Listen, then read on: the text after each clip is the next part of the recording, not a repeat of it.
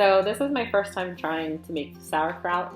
I never thought I liked sauerkraut until a few years ago. I tried some at a friend's house and was pleasantly surprised, as sauerkraut was supposed to be really good for your gut. So I just used our cookbook that is kind of our go-to. It's More for Less cookbook, and it said to shred your cabbage. I had 2 cabbage heads here. So I used our shredder attachment on our KitchenAid mixer that we're very blessed to have, and it made quick work. You could also use a regular cheese grater too and just do it by hand. I figured I would save some muscle cramps and use the machine this time. Then I threw about a cabbage worth of shredded cabbage in a bowl, and I put 4 teaspoons of salt over it, and then I mixed it really well with my hands. And basically, any sauerkraut recipe that I've looked at over the last couple years, and I've been too intimidated to make it, and I'm not sure why, but you know, sometimes you just put it off. But they all say just to massage your sauerkraut. And what you're going to notice is that the liquid starts to come out, so the salt is drawing out the water in the cabbage. And then the next step is literally as simple as placing it in your quart jars or your pint jars. I chose to do it in quarts. And then you're gonna press it with a spoon or something like a stamper to push it down to get the liquid to start coming out. And the liquid's already starting to be drawn out anyway because of the salt. So between the salt and then you're pushing down with your stamper, it's going to pull that liquid out.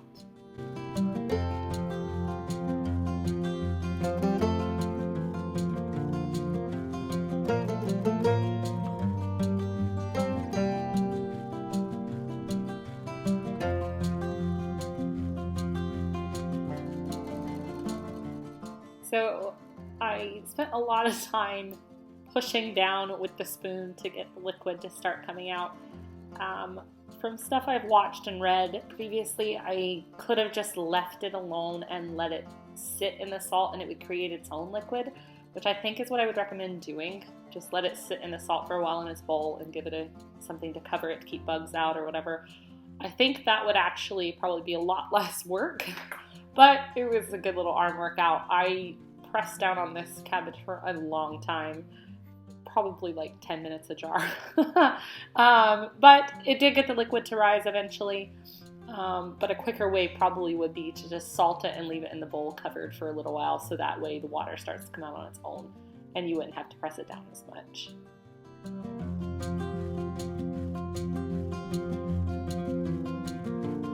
Okay, so it is 14 days since I made the sauerkraut. The recipe calls for 7 to 10 days of letting it sit on your countertop, and you're supposed to go in and kind of just like release the gases. If you've ever made fermented foods before, you know that you have to kind of like burp your fermented food to let the gas out. But once the water level drops, then you know your ferment is ready. So the liquid level here is still really high. So this one, according to the recipe, is not done yet. It's still fermenting. It's really, really full, so that may be why the water hasn't dropped. So when the water drops, then you know that your sauerkraut is ready. I tasted these, and they are starting to taste like sauerkraut and not just like salty cabbage. They are starting to get that nice sour taste, but they're not quite there yet. Still not like what I want. This one's liquid level has dropped quite a bit, so this one I think is closer. So what you do, according to this recipe, what you do next is stick them in the fridge. So that's what I'm going to do with these guys because I don't want them to go bad. I had a total of 3 quart jars from 2 small, I'd say small, maybe medium-sized purple cabbages, but I went to burp them one day and one had molded. Not sure why. So I didn't want to risk it and mess with it, so I tossed it to the chickens. Some people I've read online, they'll just scoop off what they see that's moldy and keep going with that batch.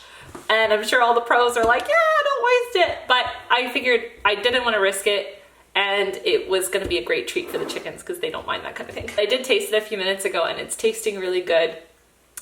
Just not quite there to the sauerkraut taste I want yet. So I'll probably put these in the fridge now, and then they're supposed to be able to keep for several weeks.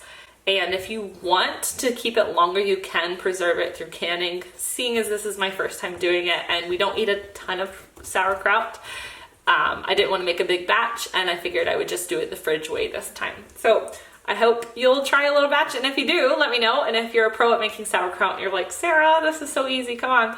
Well, drop your tips down below and let us know how we can do it professionally. So while I'm standing here, I'll show you another experiment that we're doing this year. I've been wanting to try something for a while, but always forget when I have apple peels, but you can make apple cider vinegar just from your apple peels, water, and a little bit of sugar. So that's what I did right here. So that's what's also chilling on my countertop. And it is starting to smell like vinegar, which is really exciting. It's time to strain these guys out and then put them in a dark place. So all you do is you put your water, your sugar, and your apple scraps. It doesn't have to be just full apples. It can be like if you're making a pie filling or whatever. Whenever you have apple scraps, even if you just eat the apple, but you peel it first. So put your apple scraps in with your water and your sugar, and I'll put the ratio here on the screen because I can't remember it off the top of my head. But then you just cover it with something breathable. So I just took like these little cleaning cloths that are brand new and I cut them up. And then I used a canning jar ring and we put it on like a little hat. And every couple of days I would just go in and kind of stir it with a spoon or a fork or something just to keep the apple pieces moving, so that way they weren't sitting at the top and getting air, because they do rise, right? So once I did that, and it just made sure that every day or every couple of days I was doing that just to keep the apple pieces from molding. And over the time what it's been doing is fermenting as well. So now what we're going to do is strain them out of the liquid from the apple slices or peels, and then I'll put this in a dark place and it will continue to brew on its own. And what it's supposed to do is grow its own mother. Like if you're familiar with like raw vinegars or kombucha, it will grow its own little mother. It looks like a slimy alien. And in a couple of months, I believe it's 6, then we will have apple cider vinegar. So I have a couple of jars there for that. And one jar that's a couple of days later because I had another apple later on. So I'll wait another day or two before I put him away. But it definitely, I wish you could smell it. It still has an appley smell. It smells very fallish, but it definitely has the vinegar smell coming in. So very excited.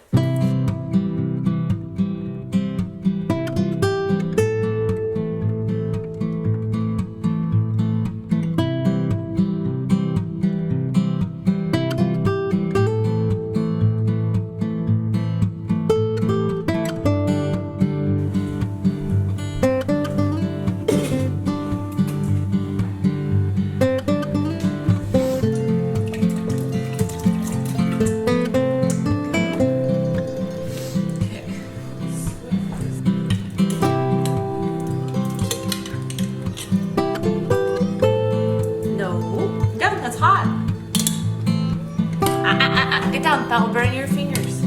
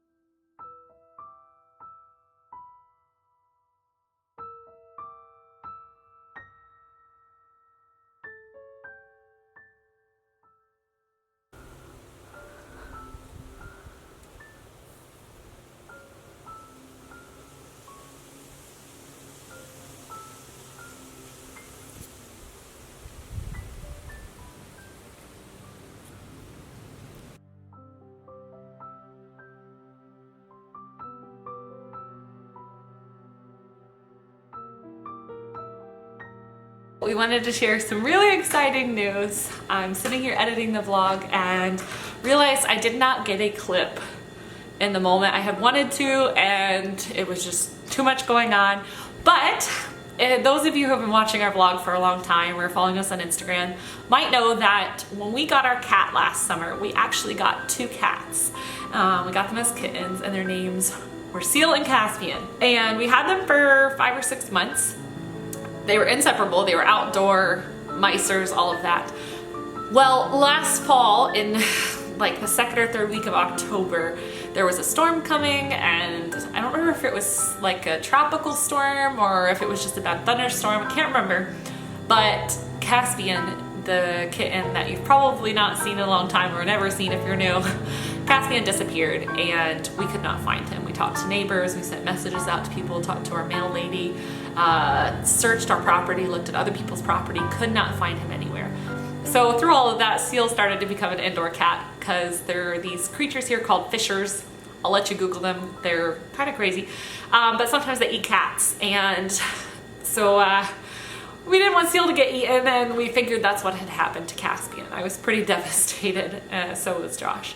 So all of that to say, we got contacted a week ago today to talk to somebody, our mail lady, who had seen this cat, and through a long chain of events, come to find out it was our long lost kitty. So like a year ago almost to the day. And I know not all of you guys are cat people. Some of you guys maybe even hate cats and you're like, what's the big deal?